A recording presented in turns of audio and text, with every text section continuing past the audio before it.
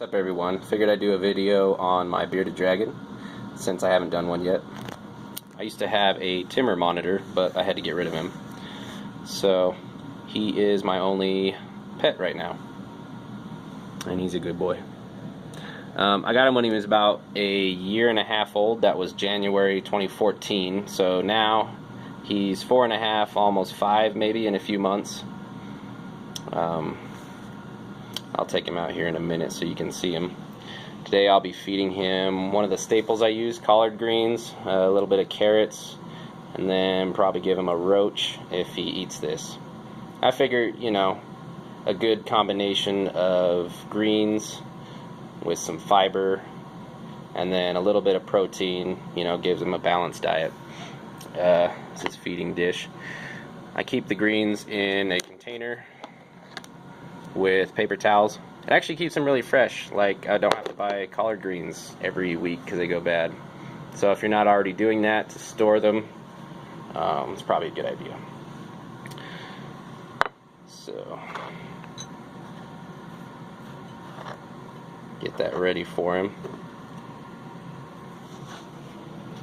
Here's the whole cage set up. He's got one hide in the cooler side, and then his water dish, a strictly UVB bulb. Right now it's kind of cold sometimes, so I use an infrared bulb, but in the summer I don't use that. And then I got the 100 watt Repti-Sun bulb, which is heat and UVB. Some people like having separate heat source and light source. I just have an extra light source, you know, to keep the cage lit up.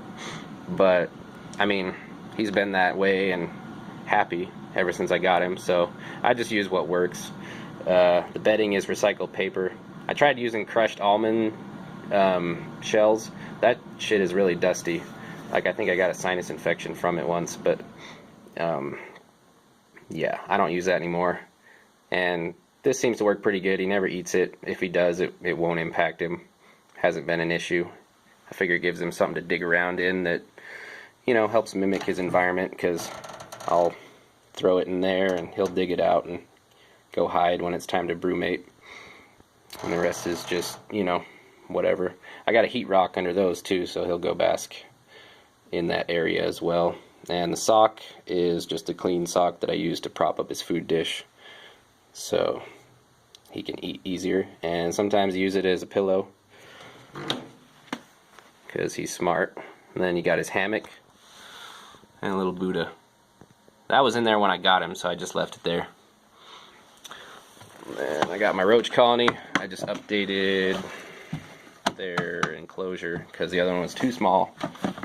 If you don't buy your roaches from Dubia, roaches.com, you probably should. No, they don't sponsor me. I don't have enough use for that. But the feeding dishes, the little gel stuff, the protein, all works really well. I think I had like 200 roaches, and now they're kind of getting out of control. Can't really see that good. But yeah, so I have more than enough because I don't feed him that much protein. Yeah, and he knows what's in that box. So I gotta make him eat his greens first. His name is Taro. I got the word from the Aboriginal language. It's supposed to mean stone, because sun and sand and desert and all those other words sounded dumb and I couldn't pronounce them, so I figured something from his homeland would be an appropriate name. I don't know what his genetics are like, but just like a regular bearded dragon, nothing special other than he's pretty bright. He's got a nice coloration. Not so much right now. He's just been hanging out in the cool side of his cage, so he's all dark. But he's a good lizard. Full grown. I think he's like 19 inches. Not the largest dragon.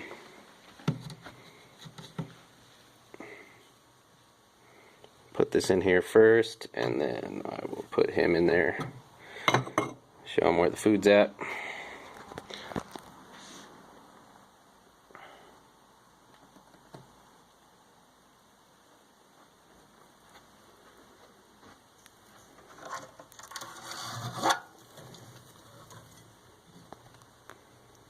So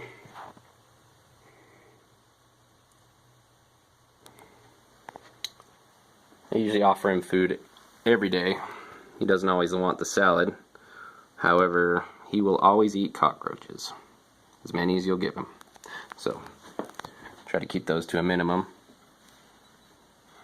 Yeah, he's like, screw that. I know what other foods we got. So I guess I'll give him a roach, and then if he wants to eat later, he'll have food.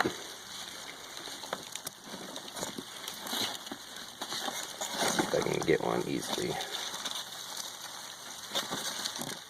I usually get him ones that are somewhat adult size, but not fully an adult.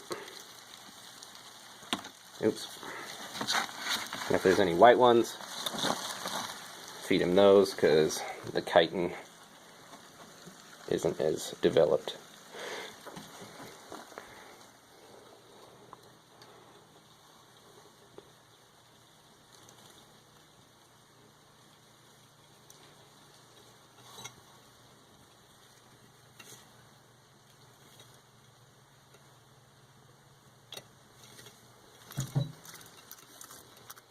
There we go. Another advantage to having the rocks there, keeps them out of the substrate.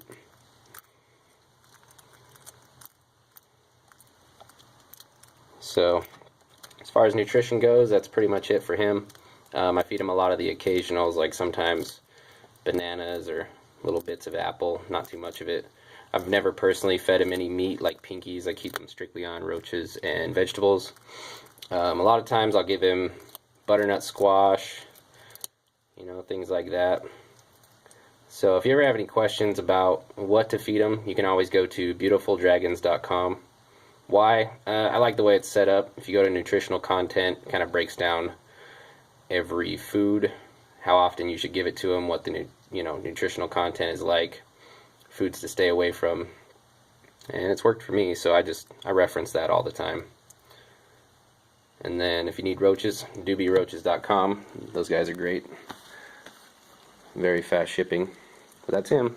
That's Taro. Thanks for watching.